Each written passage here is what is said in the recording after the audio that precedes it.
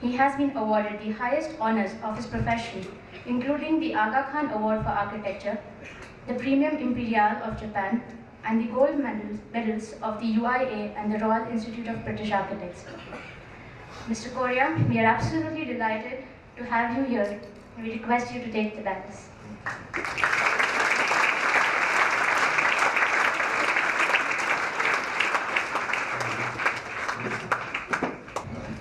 Well, thank you very, very much for asking me here, the students, the faculty. Ahmedabad means a lot to my wife and me. I think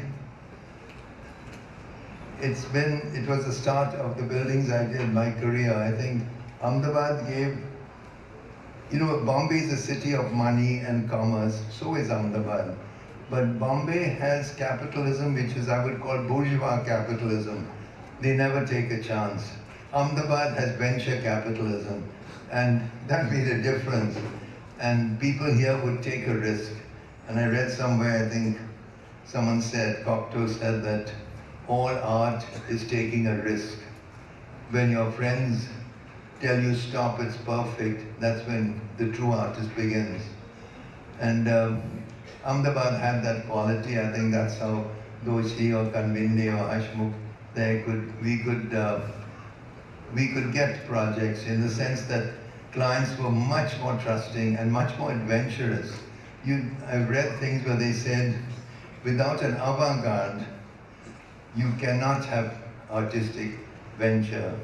And today, this morning, I was with Kira Sarabhai. Even at this age, the kind of energy she puts out and concern, it was wonderful, absolutely wonderful.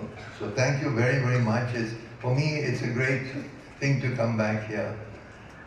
Now, my talk today, also I want to say one thing. I remember when the school was in a badminton court. So I'm really, congratulations to you people. You all have now made it the best school in India. And I think better than that, so let's clap ourselves. I think everywhere people are not only, they're very proud of CEPT, and that's wonderful. And I say, it's wonderful camp. Congratulations to all of you who make it possible. Now, my talk this evening is on architecture, and there's something on this. Okay, good. Architecture it's not like music. Music is a portable feast. A great pianist like Rubinstein or Ravi Shankar on the sitar, they can play the same concert in New York and the next day in Manas in the jungle, next day in Tokyo, but not architecture, because a building is rooted to the soil on which it sits. You could not take this building and turn it around 90 degrees to get the sunlight differently. It's rooted in the soil, in the climate, in the culture, in the aspirations of the people who live in it. And though that makes it completely different from the other arts, I think. And that's such a wonderful sentence of Norbert Schultz. He says, place represents that part of truth that belongs to architecture. So we see then, I see at least architecture as revealing a truth, some truth about what the problem is. Like, it could be a truth about the structure of the building, it could be a truth about the materials used, it could be a truth about the function, or it could be a truth because it's a metaphor for something else, which is very, very important. Architecture has always been concerned not only with the problems it solves, but what it represents in the mind. So I'll start with what I think are some of the truths from which architecture derives its strength and its meaning. The first one I would say is that form follows climate. This is the Alhambra in Spain, and you can see how beautiful it is, these pools and the garden. And tomorrow you go into a 5-star hotel and you'll see the same thing in the lobby. But it's completely meaningless. Here, you are really looking at a machine for dealing with climate. this is the hot desert sands of winds come in, and sand too, I guess, and these walls block it out. So the air which is then in the courtyard is then humidified so it gets cooler. So the very shape of the building is what deals with climate. I don't just design a glass star and use low-E glass and therefore get a Leeds award. I mean, it's sad. You hear the imagination of the architect is involved in the shaping of the building to deal with climate. That's probably one of the most profound of all the form makers, climate. Here's another example of climate we all know. This is the Red Fort. Here, well, I'll show you. You go through this thing, as you all know, and then you can see the wall has got bigger openings on the terrace level and then smaller windows down. Now these are the pavilions which are on the terrace level, which you all know. And I often wondered, how did the Mughal emperors live up there in the middle of the afternoon or in a dust storm or in a rain? And then I found out, you see these courtyards. If you look at the courtyards, they've got rings on the end of that. Do you have some sort of pointer I could get? On the edge of that profile around the courtyard. And what they would do, oh thanks, thank you. Yeah, on the edge here. Maybe that's the Taj, as you know, and that's the, and on the edge of that, so that in the morning they could catch the cold air and trap it. And they would use these rooms during the day with the little windows, and in the evening they would come out here. And I would guess that in winter they did the opposite. They spent the day in the nice sunlight of Delhi, of North India, and in the evening when it was cold they came down. So you're using different parts of the building at different times of the day or year. It's a nomadic way of dealing with climate. That was very common. I've seen, I think even in America, you had in the Gimbel House, I think in Pasadena, the Green brothers, they have big porches on the south side and then porches on the north side for sleeping at night because they stayed cool. They never got heat at the north side. So it's another way of dealing with climate. Now here's a third way. This is in Hyderabad, Sindh, but you get this in Iran too, in Yazd, where Corbusier said, a house is a machine for living, and I think Corbusier was a great, great architect. You can see that he influenced all of us. But I don't think he ever did anything as expressionistic as these houses, which catch the desert air and is pushed down into the basement where the air is humidified and then circulated in the house. And if you see the whole, oh gosh, what happened here?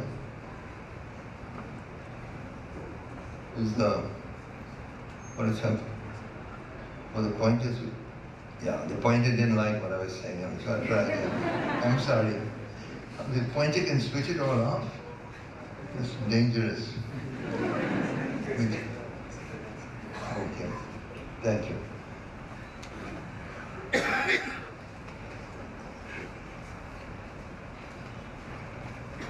You know, this is the whole town. You know, it reminds me of, you see these National Geographic things about some birds which go and mate and the eggs are hatched on some island. And then the vultures or some horrible birds come and all the little chickens are squeaking away. Look at the turmoil in the city, and it's just wonderfully expressionist. So these kind of images, I think, form architecture, and at least they influenced me a lot. And right from my first, I think the first thing one of the earliest things was this tube housing in Ahmedabad for the Gujarat Housing Corporation, I guess, Housing Board. And we got the same density as is in the apartment house with narrow tube-like structures which really were like a machine. It got up the hot air there. You could use different levels for sleeping, etc. There were no internal doors or windows. And that's how you could control the air coming in. Here's another thing I did about the time in '61. This is a Lever's Pavilion, Hindustan in Delhi. And here we used it was just a random plate, it's like a piece of paper actually, crumpled. And in that time there were no computers, but a great engineer called Mahendra Raj, he designed this just by his intuition. That's the, and you can see you can walk right. There's a way of going through it, of course. And this idea of how you move through a building and the kind of ritualistic pathway became very important. This is we use super graphics to give it scale. Yeah, and this was the inside of it. It was meant to be this kind of random thing. And at that time, we used to use also steel shuttering and sometimes just wooden planks, which gives it a nice cinema verite kind of look. And we used all those ideas in this Ramakrishna house. This is one of the big mill owners here, and it's got the same principles as the tube house. That means you get the parallel walls and then the top light, which takes the hot air out. I think both these two projects have been knocked down. So the tube house was knocked down years ago, and I think Ramakrishna house too was gone. Here's one in Bombay. Those first few projects I showed you are for dry climates, where you can trap the air and humidify it. But of course, in a climate like Bombay, you've got to get through ventilation. Now here's an example, because all the time we were doing this brise soleil, one couldn't help noticing that the brise soleil, the concrete, protects you during the day when it's hot. But in the evening when it's cool, the concrete becomes a radiator, radiating heat. And then I noticed that the bungalow was very clever. The rooms are here, and you've got a veranda going around, the bathrooms, what have you, and there are two lines of defense. If you're in this room, you can close this door, or you can put down this chick on the veranda level. So it became a ring of service spaces, which you see clearly in this very primitive bungalow. I think this I took in Ahmedabad on the way to the airport. Does it still exist, this house? No. Sad. Anyway, it's like the house that Adam built, you know, it just tells you how you live in the tropics. But anyway, so yeah, and I think one of the things which is very, very important, I think, to me, I'm not a historian, William would know better.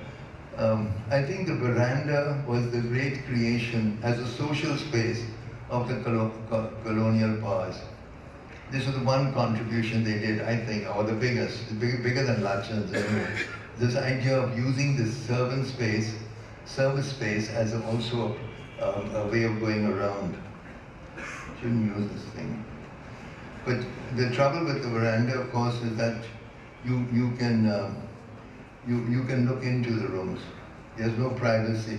So then I thought, what happens if we have a double height and you have a garden there to protect the rooms, etc., etc. And then you interlock it, and then you get two different levels. We have two levels here, one here, two here, one here. And then sometimes you can put two levels on either side, then you get a bigger flat. And then you pile them up, and then that is what Kanchenjunga done many years ago is about. It's about trying to inform a building about what it's doing in facing climate. It's also facing the two best views of Bombay, the Arabian Sea and the harbor, but protecting them through this secondary space. Those are the pockets. So you don't ever get glass right in the sunlight. This is the plan. It's a very simple plan. It's just a living room, dining room. This is the terrace. These are the lines of dressing rooms, bathrooms, verandas, which protect you. And the two sides are sheer walls, which allow the cantilever. And this is overlooking the city. And you look across on the diagonal. This is looking back at the building. This is a nice drawing. It shows the through ventilation. It goes right through, just by the manipulation of levels. And this is the two lines of defense. It's very, very important when we, it used to be that this is what architecture was about in the warm climates. And cities and the buildings had a different look, and cities had a different look, because cities also dealt with layering. You have arcades. Now all that's gone. I mean, what's tragic is that in the north of the world, where it's very cold, they don't need spaces like this. They can't use them naturally for most of the year. And so they make their buildings with a big skin, like some sort of icebergs. And these icebergs have come floating down to our part of the world. And now you look at Singapore, and it doesn't look like a tropical port city anymore. It could be anything anywhere. So it's not just the buildings that have suffered by this colonization of our minds, it's our cities. But I want you as young students to start thinking for yourself about what a building could be given these reference points.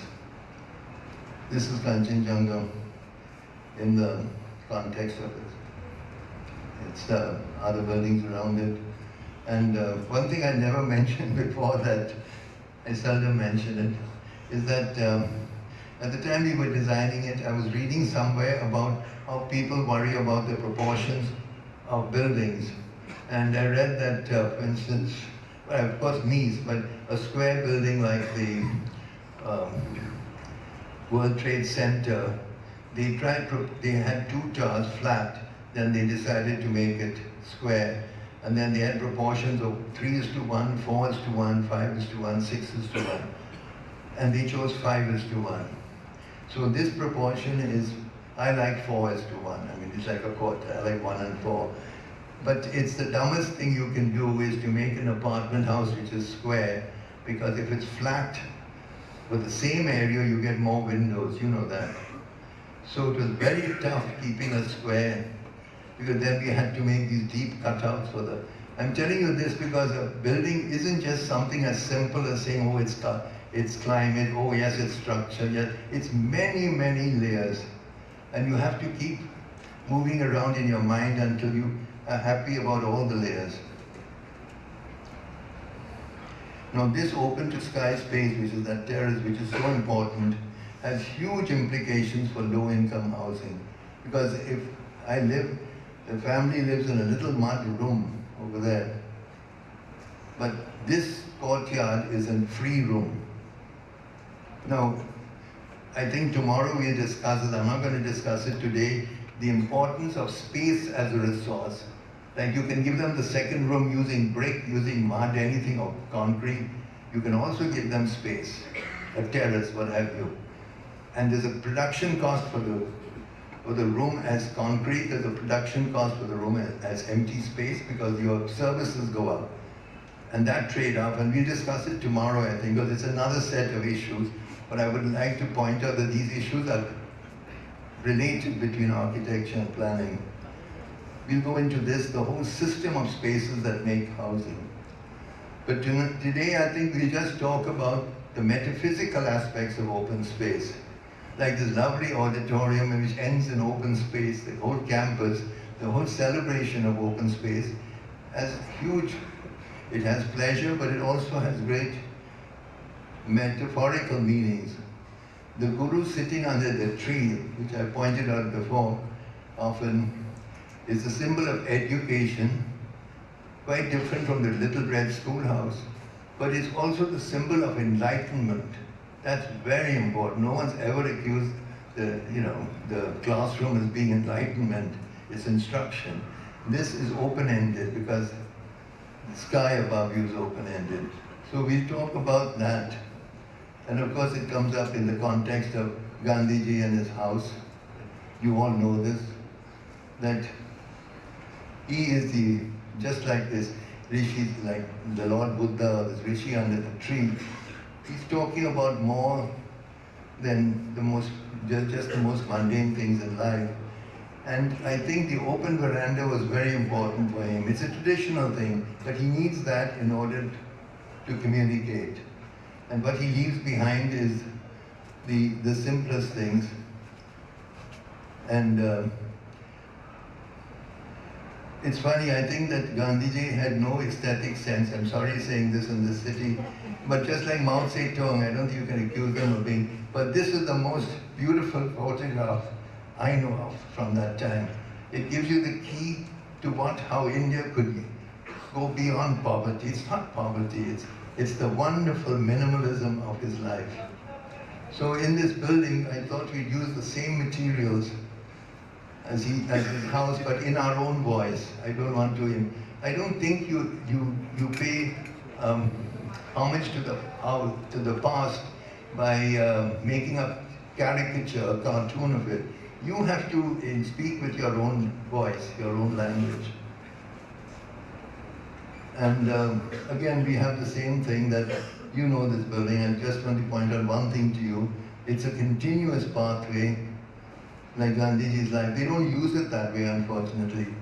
And I tried to get them to, and we actually redid the whole, I didn't do it, this is Jyotindra Jain, but it was turned down. First it was accepted and turned down by whoever they are there at the ashram.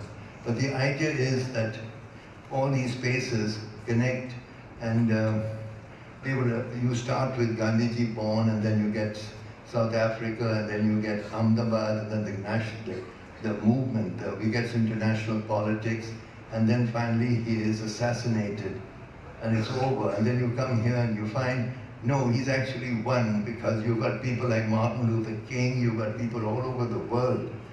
And so he triumphed, so he's killed. But I hope they implement it one day. Anyway, so the architecture is very minimalist, you know that. There's no ventilation, just comes through these louvers. It used to be very austere, like that first picture I showed you, but unfortunately now, I don't know who ran, but it's not government run, it's run by those people. And they just mess it up, they put things everywhere. But it's still got the quality that just village people can come in and feel at home. They don't feel threatened by the building. Now, now we should discuss also what will be an architecture for India. Now, the basis of most architecture in the world goes back to the Greeks because of the spread of many things. And for the Greeks, and Corbusier always said that a building does not imitate nature. It doesn't look like a tree, but it is man-made, but it has a dialogue with nature. There is a back and forth.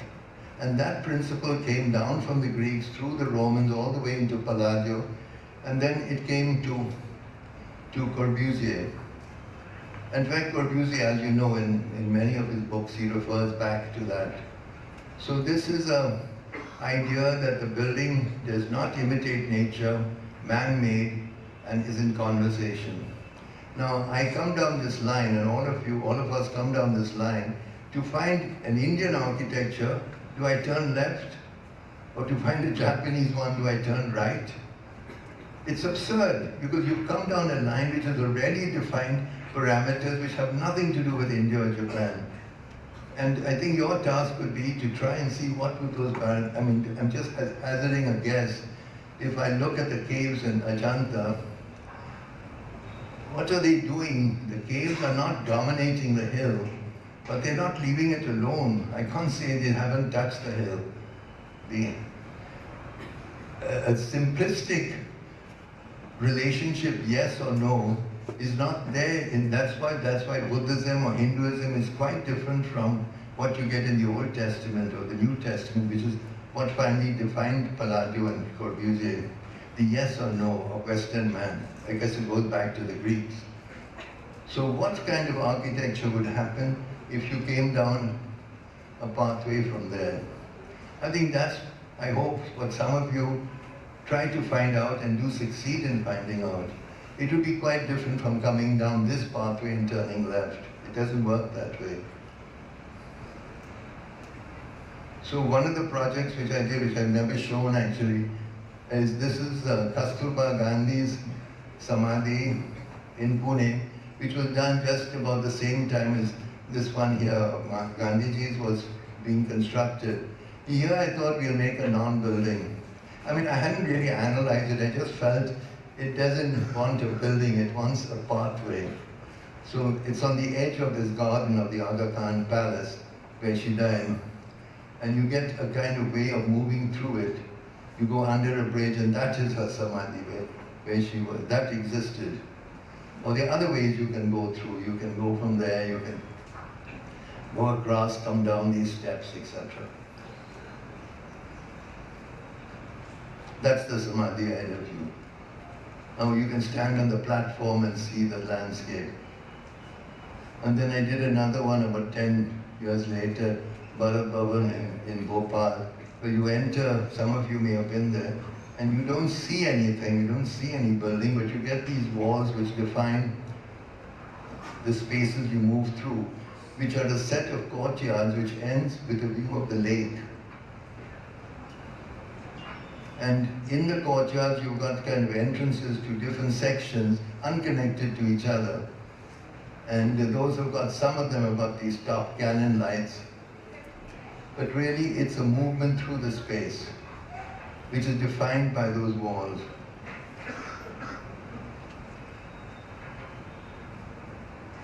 Again, it's a place that the people of the city come to, very average people. They come, even middle-class people on scooters, and for the garden, they don't come for the museum.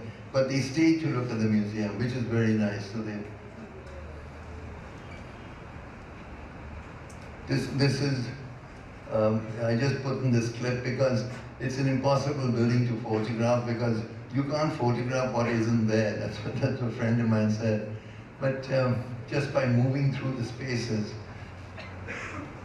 and some sort of, it's more like an energy field. It's not really an object you look at.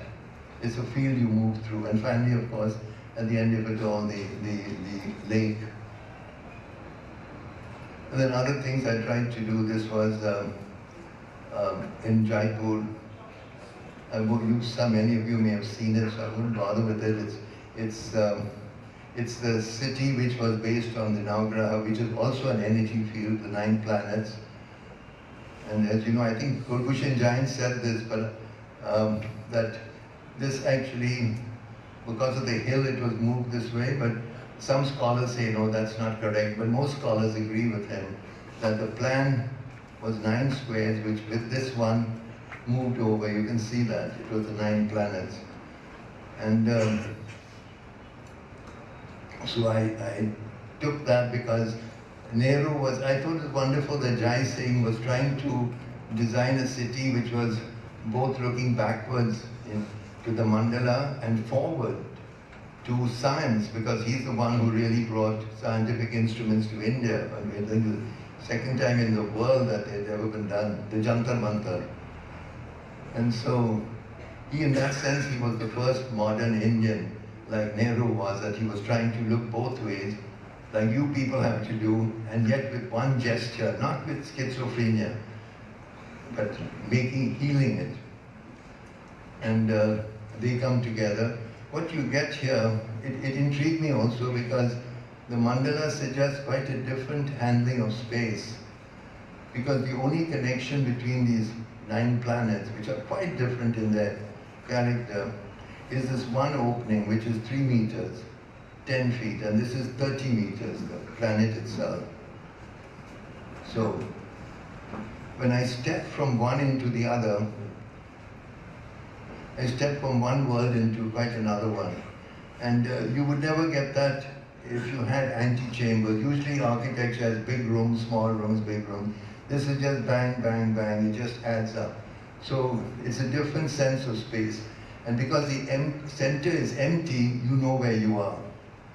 Otherwise you would go mad because you don't know which planet you were in, but every time you look through this opening, you know I'm this side, it's Orient. So then I realized the emptiness in the center is just, I'm not talking about religion at all, I'm talking about how the human mind is structured.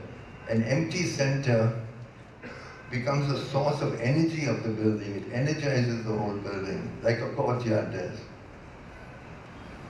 To me, that was a tremendous revelation. This was not just some sort of, and I wasn't interested in the religious part of it, obviously. I was just curious to know what it does in terms of space architecturally.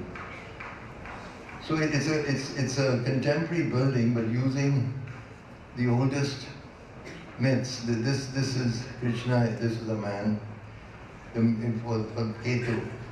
This is Guru, which is the library, of course. And that's it. It's a kind of model of the cosmos in a way. It is that actually, but a contemporary building based on the oldest ideas of the cosmos. And at the same time, we did this one, which is a building, well, it's a campus in Pune of astronomy and astrophysics, and it's based on the newest ideas of the cosmos, of modern science. That means we're trying to express the black hole, the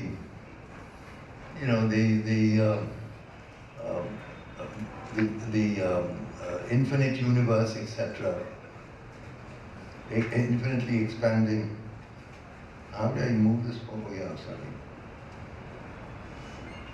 And so again, you get the walls, and then the center.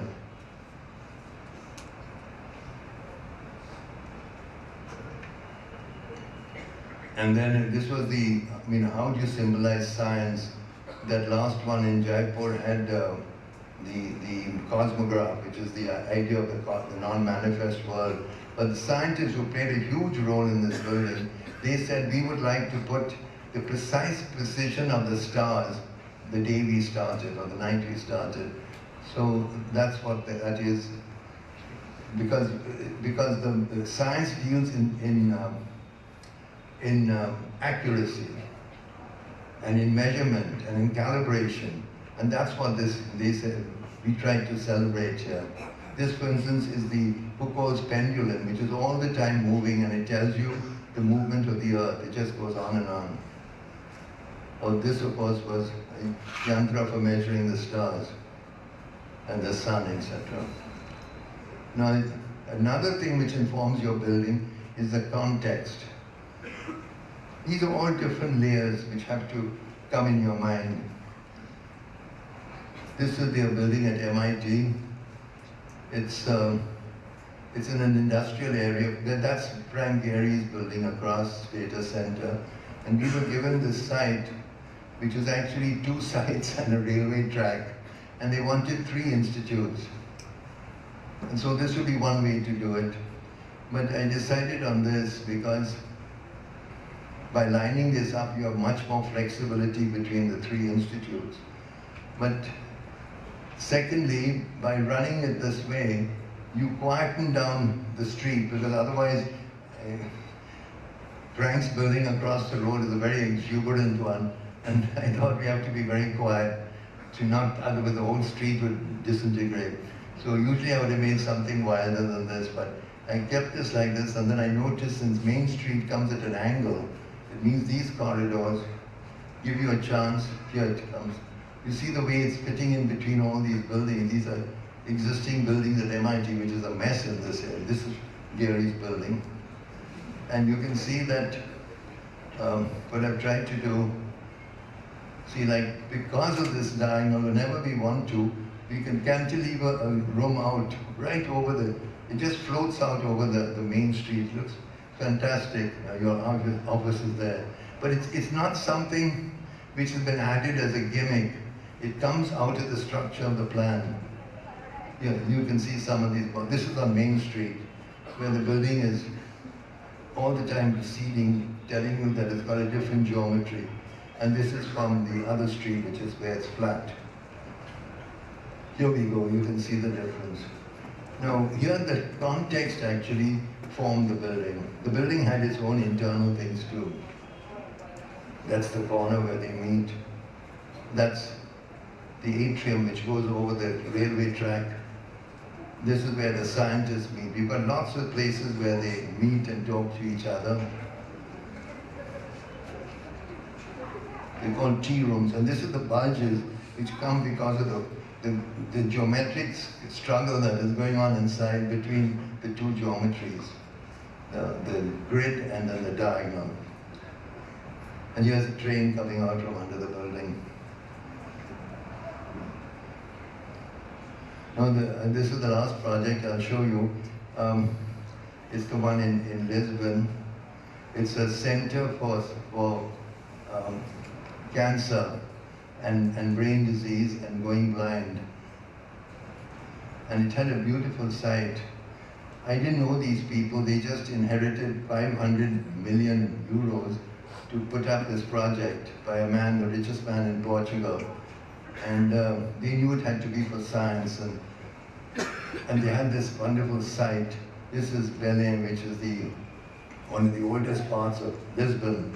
And this is where the Tower of Belém, which is from where the navigators left. And this was our site. And it just had some sheds and it was a government site. And when I went to see it that day, I mean, I didn't want to do this project, but when they told me they had this site, I thought, okay, maybe I should go and see it. And it was raining, and then I could only walk along the edge, along that curve, this curve out here. We couldn't go in there. And I kept asking the director, I want to see where the river becomes the ocean, because that's when and he said, just a little further. And it never happened, and we had to come back. But I knew that if I did this project, I have to connect the point of entry with the ocean. I don't know, that's very, very important. In fact, that's the nicest thing about SOC. I think the way those two buildings connect you, and you think you're looking all the way to China or something. You're not actually, just looking into a little part of California. But I thought we must see that when you enter the site, that you're really, and then of course it immediately struck me that if you're there, you can't have another walkway there. And so I made it 3 walls. And behind each wall, of course, the built form occurs, and then the connections between them. This is the main building, which is where the treatment is. The treatment is doctors and scientists and patients. And this is a subsidiary building which has offices and it has an auditorium and stuff. And this is an amphitheater which is given over to the city. So 50% of the site is given back to the city to use to celebrate what is a historic site and a moment of I think the defining moment of their history. But I'm very proud that it doesn't use any kits. There's no tile roofs, nothing. It's all talking about what happened, but in present terms, and I tried to draw an analogy between the courage of the scientists who try to find a cure for cancer, etc., and for those navigators. They both go into the unknown, and that's why the owners of it, they decided to call it the Center for the Unknown. I think this you just saw in the movies. You don't have to see this again. Did you all just see this? No? This is just a fly-through, then I'll show you a real movie on it.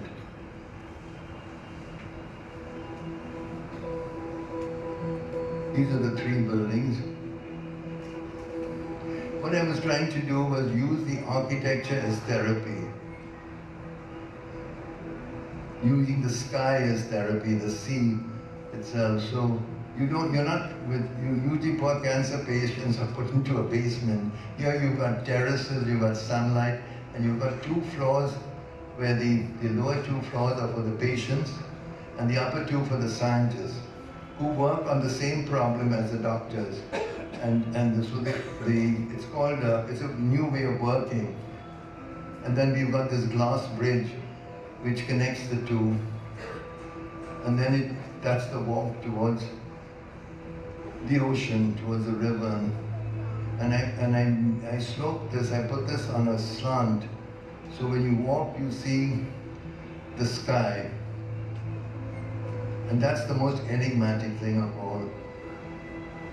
And that's an object in this water, which is just a small pool, which could be anything. It could be an island or anything you want. It's what you go and search out.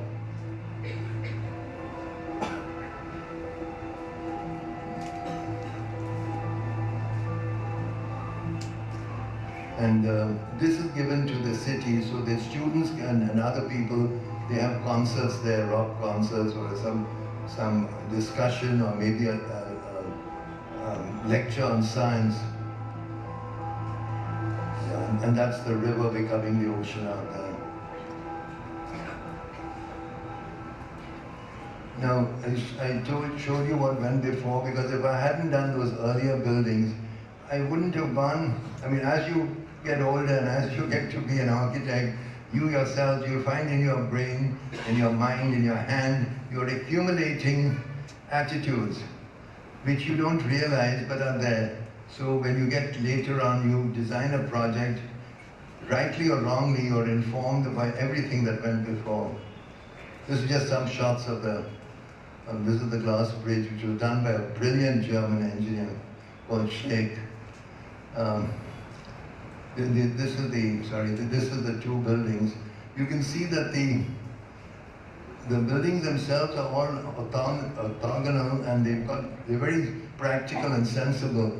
But by taking that, instead of just making a rectangle, you then get the gardens, which are very, very important, because they light the building, they protect it, and they create two different zones. One is for the workings of the foundation of the medical part, and the other for the public. In fact, then of course to get that we had to, actually what helped us a tremendous lot was Google, because when you draw, you find, when you look at the Google map, you find you're looking at something quite stupid and banal across the river. So we had to curve this thing around. And so a lot of this is done as you're going along. This is checking angles. This is the wall going up. And one of the exciting things in architecture, you know, when a painter goes to paint and they get it wrong, they just scrape it off or they take another canvas. If we get our first gesture wrong, oh, you need dynamite, you know. So the day you go on the site and you realize, my God, I've been lucky, because it's a huge building, but this curve lets it sit very lightly on the site. And it had to be big because it is something which, so this is the way it looks, and then what you want to end up with, of course, is this. You want to end up with something which has direction, clarity, etc. I'll just show you these. It's like a big piece of cheese which you cut. This is the end, which is where the services are, but even that we try to keep, because it's basically, these things are right in the most prominent public area.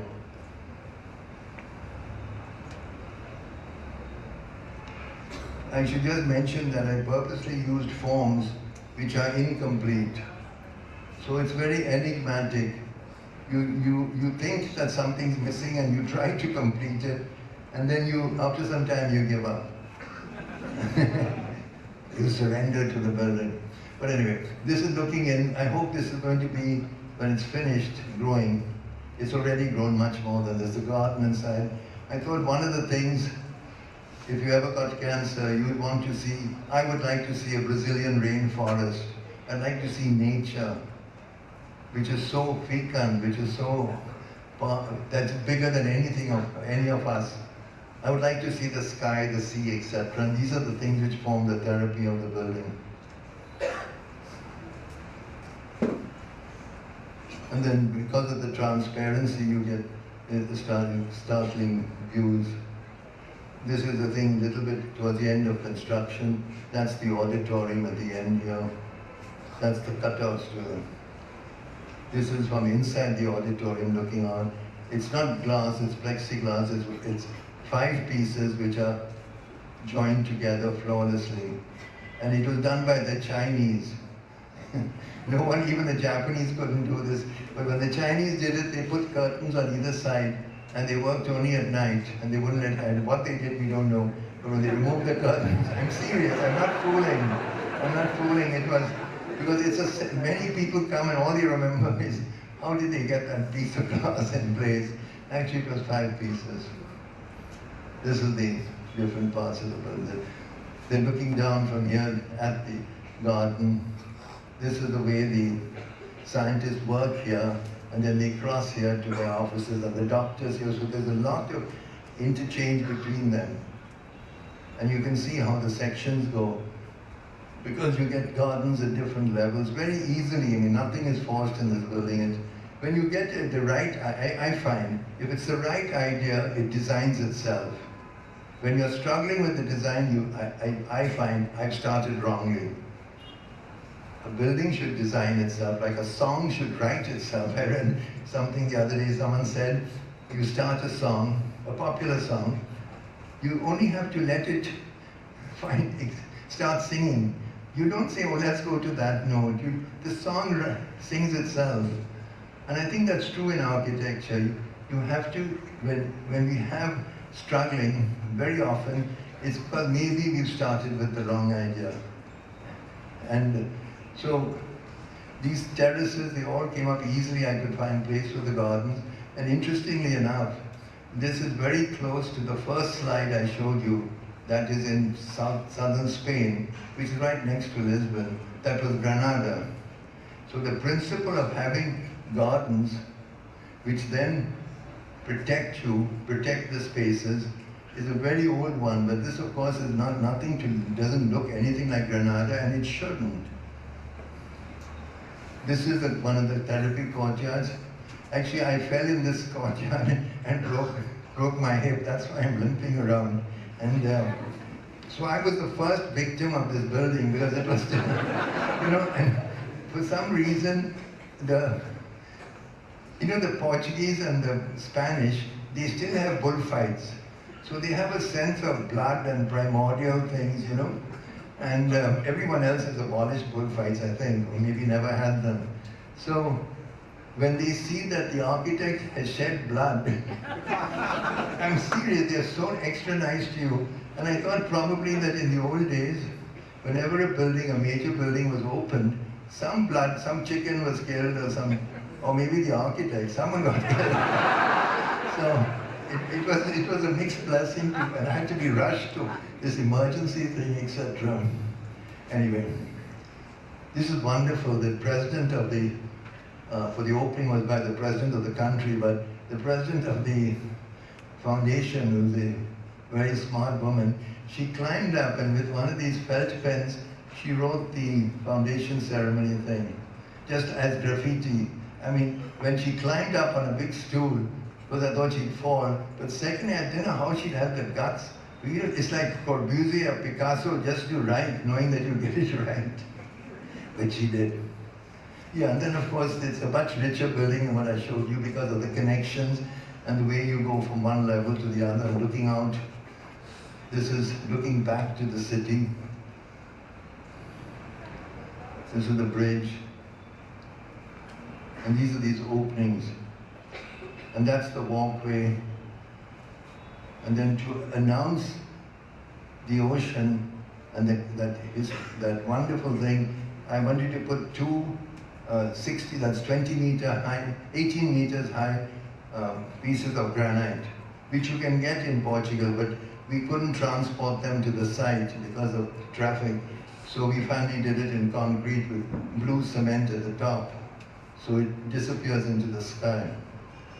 And then in the water you can see that object, which is what we go in search of.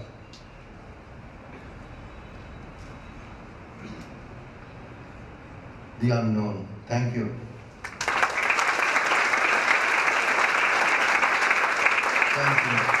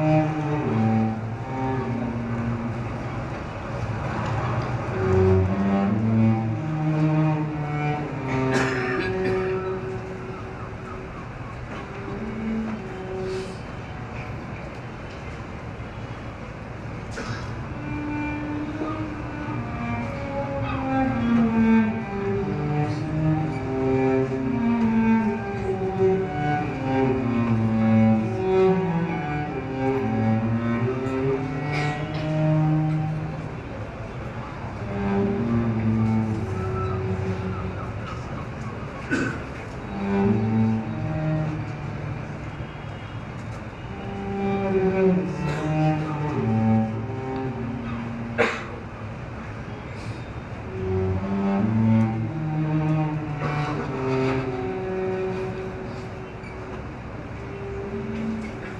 very proud this is not a museum of modern art. On the contrary, it's a place of cutting-edge science and medicine where people come with real problems, suffering from cancer, from brain disease, from going blind. And we try to help them by using the architecture itself as therapy. The sea is therapy, the sky, nature itself. Beauty is therapy, really.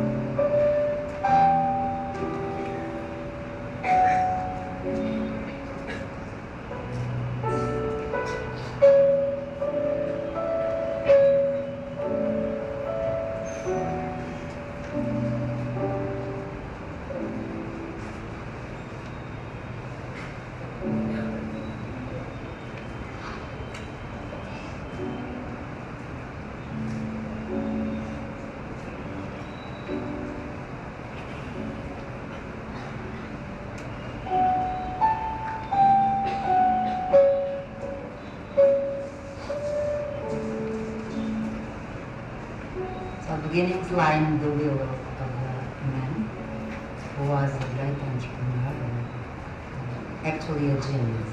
In his job, Gandhis Samadhi, his name, had created a foundation which was dedicated to human health. He was a man who looked for results.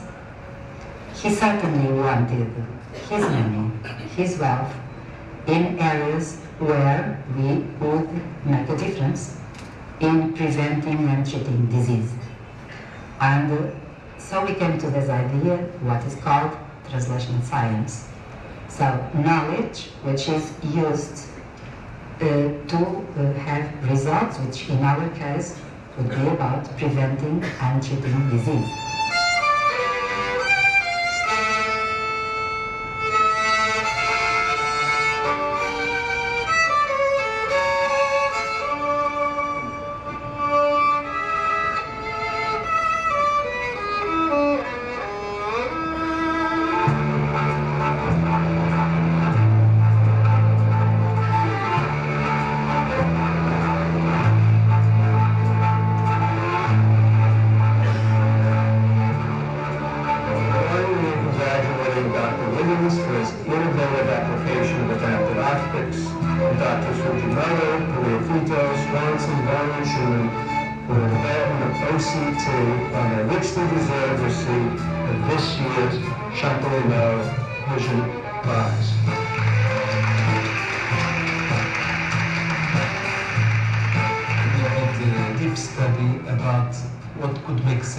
In the 21st century to do regarding put together research and clinic, and to do something that would be person-oriented, people-oriented, not just a basic science or just clinical, but something that could, in the whole, make some sense and be oriented to people. And in that area, we did two main choices: cancer and neuroscience.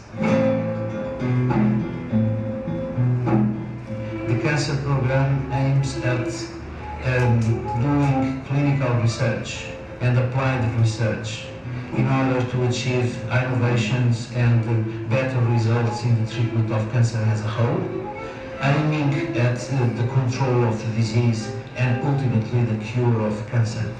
In order to do research, you must have not only doctors with their mindsets prepared to do research, but also you must interact continuously with investigators of more basic and fundamental sciences.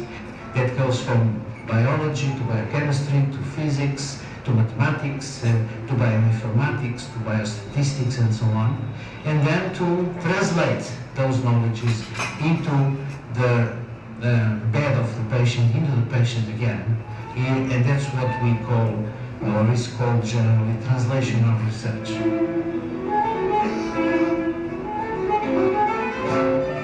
Cancer patients can now benefit from very advanced and effective means of treatment, both in the field of chemotherapy and radiation therapy.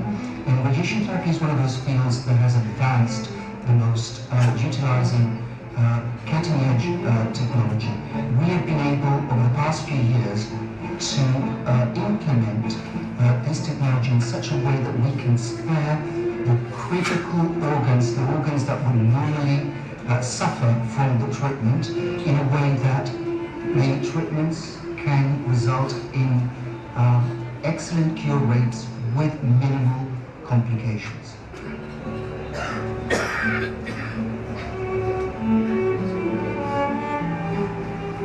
In the neuroscience part of the research, we want to understand how the brain works, and especially how it produces behavior, how it does all these marvelous things that allow us to be ourselves.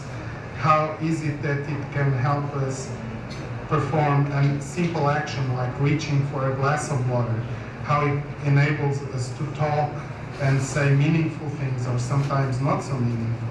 So we want to understand how is this all happening in the brain, how it emerges in the brain, and what are the specific circuits inside the brain or the molecules that generate all the behavior that we have and we see in the animal world. We don't know where the land will be found. We're going beyond the horizon. We're trying to go beyond the horizon, and it would be foolish for us to all send our missions in exactly the same place when we don't know where we'll find a true discovery.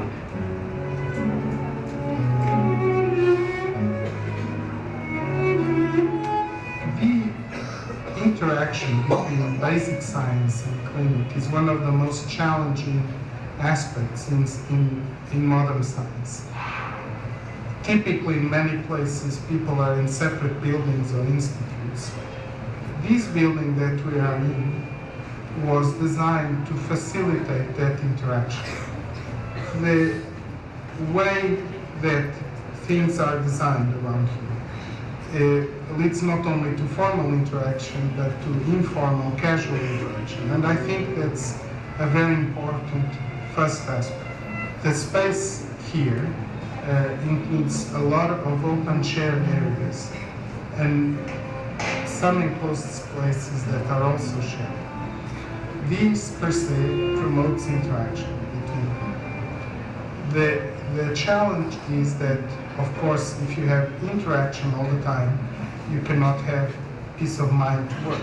So there are also some more secluded places, and the functional organization of the place is still evolving, still dynamic, because we're occupying it. So the structure where we are helps interaction. That's the first thing. The building per se is very beautiful, and it is a statement. So typically buildings for science are traditionally, they are not especially beautiful or especially inviting. To have a building like this in a country like Portugal, a small country with difficulties in investment in science, is a statement.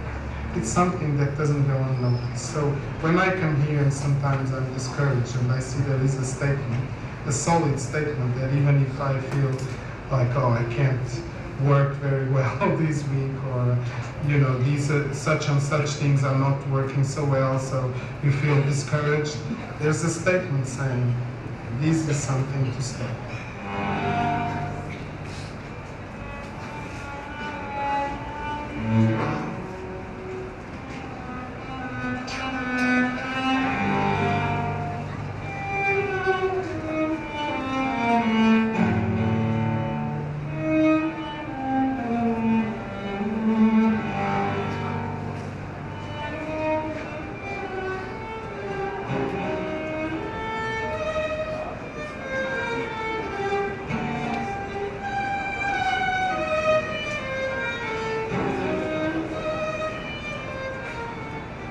Really is a historic river.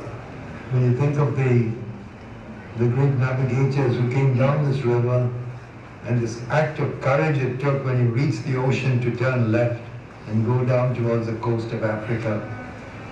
You know, they probably got the maps from the Moors, for instance. I mean, the Moors must have had the Muslims have this idea of that whole part of the world, but no European had ever gone that way.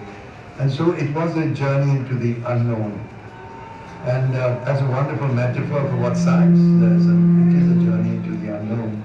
So when I saw the site, I knew we must actually make that connection. But another thing happened when I first saw the site. It was evening. I just come in from Bombay and I was on my way somewhere else. It was raining. The gate was locked, so we had to walk along the curve out there. And I said, I want to see where the river joins the ocean.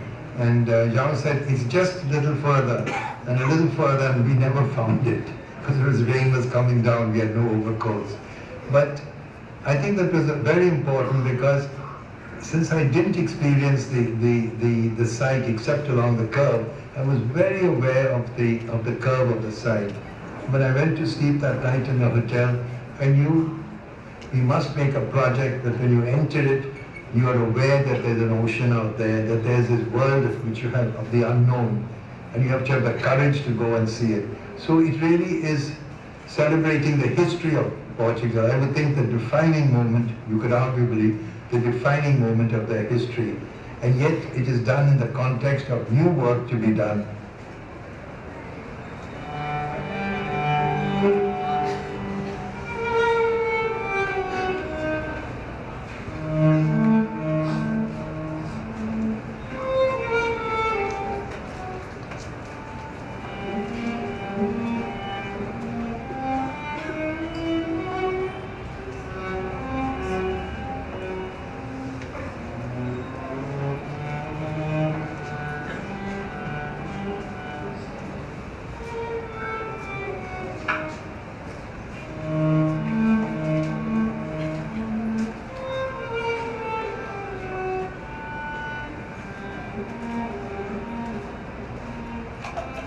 In this building, people that came here, people in Lisbon that came here, they can see the importance of science, the importance of the treatment, and the people that are here doing science or treating people can see the importance of the people and that the work is to the people. And this combination between the city and the people and the researchers and the clinicians that are here are very, very, very important. And this is one of the most important issues, is put everything together, even the building. This is a part of the project. It's not neutral. It's a part of this project.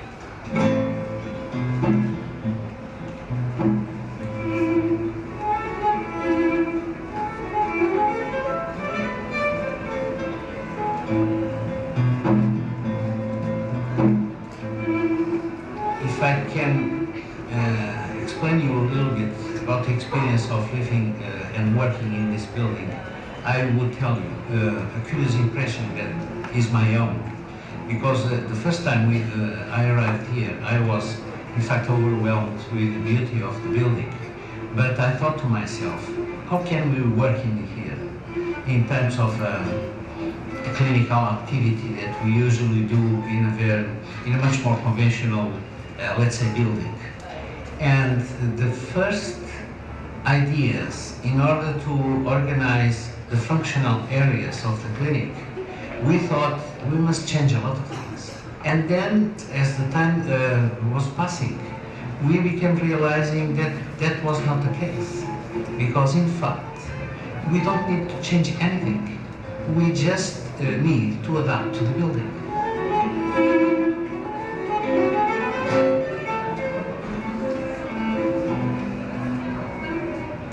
And particularly in oncology, as you know, one of the main areas of treatment is the administration of chemotherapy, which is sometimes a very long, tedious, and painful, let's say, sometimes, procedure. And for that we have a place that doesn't look like a hospital. You sit in a chair that you feel like you are at home, you can see your TV program or work in your computer, have your friend besides you. So it's again something that can be done without creating what is conventional hospital atmosphere. And that's a big success, I can say. And we are increasingly recognizing a very well thought building in order to achieve precisely what we are doing.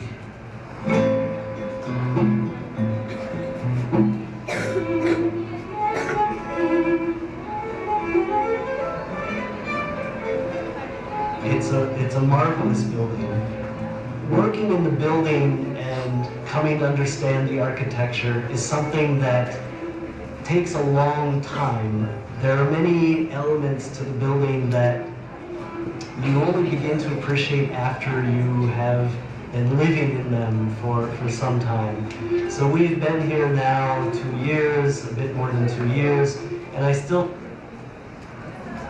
feel very much as if I'm discovering things about the place. And this is the same case for working in any other great building like the Salk. But this place makes an immediate impression, and especially from the outside or in the spaces near here where the window opens onto the sea. It's a dramatic building, no doubt.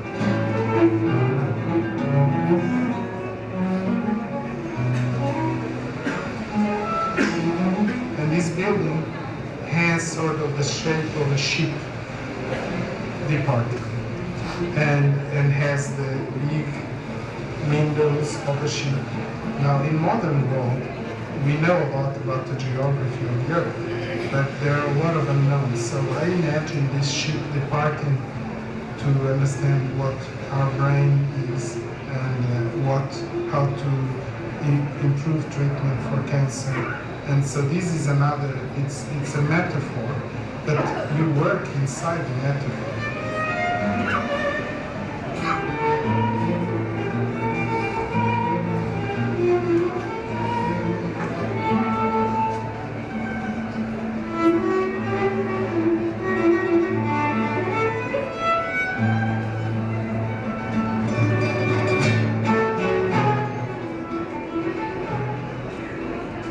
Architecture, sculpture, but it's sculpture for use, for human use.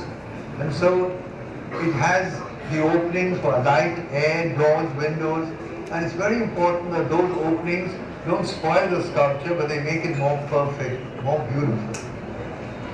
It has the gestures of human occupation. That is what architecture is about.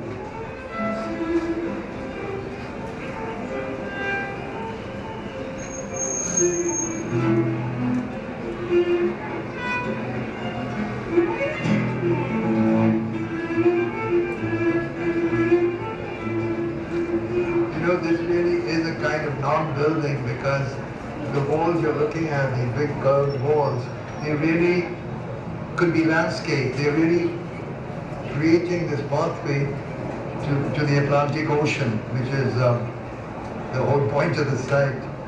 And the nice thing about these walls is that they also divide the site into the public areas, which is given back to the city of Lisbon, to the citizens, to come and enjoy this place. And then the semi-private areas, which is where the science and the medicine takes place. And they coexist in a kind of thing which the Chinese call yin-yang, which is wonderful. Both yin and yang, one is positive, one is negative, are equally important. So the public space here is 50% of the site given back to the city by the foundation, but it still keeps enough for this work, research work to go on. And these walls with their big cutouts, etc., allow enough privacy for the public. They don't feel that they're disturbing patients. And for the patients, they have enough privacy that they don't feel they have people looking at them. And this all comes from really very old principles. And of course, at the end of this walkway is where you reach the river and then the ocean. But first you see this body of water, where you have this enigmatic object in it. It could be an island, it could be a jellyfish, a Portuguese man of war. It's what you go in search of. It's what drives you to discover. So that is the analogy which ties the great navigators to today's scientists, both here in Portugal, both on the same site.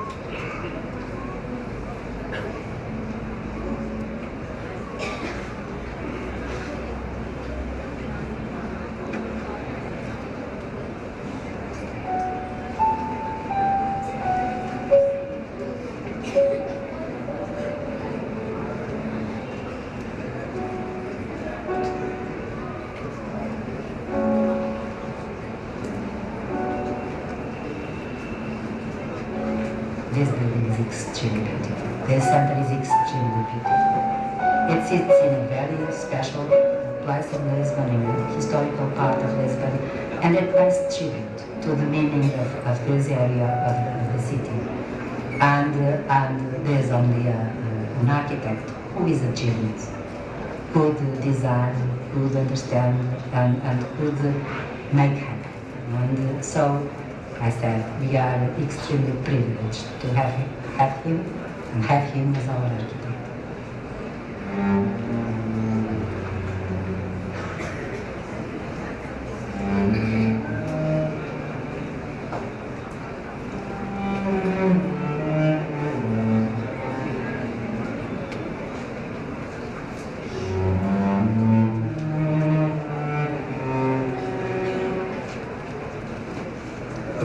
Cannot move, and that is both its handicap but its great strength, because a building is rooted in its place, in the climate, in the soil, in the materials, in the culture, and in the aspirations.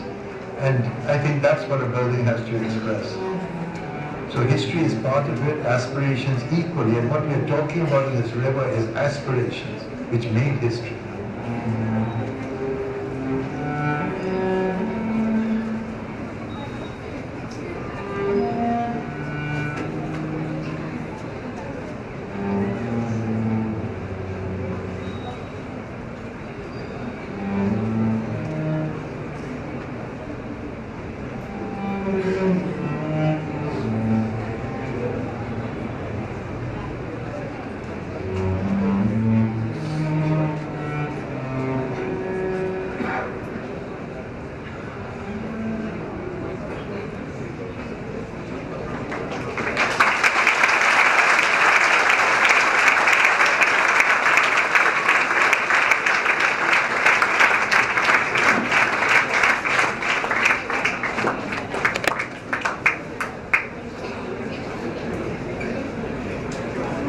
Thank you so much, sir, for sharing your work with us today. It really brings us all immense joy to see you in person here with us in our midst today, sharing your work with us.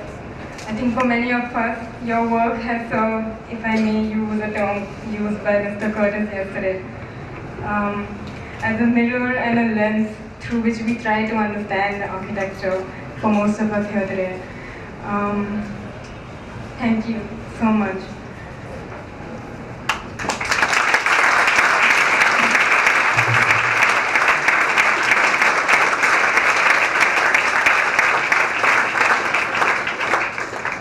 A big thank you to all the people who have gathered here today, and to all the students, especially who have come down from all parts of India and South Asia. To all our participating students, thank you so much for coming here today, and have a good evening. Thank you.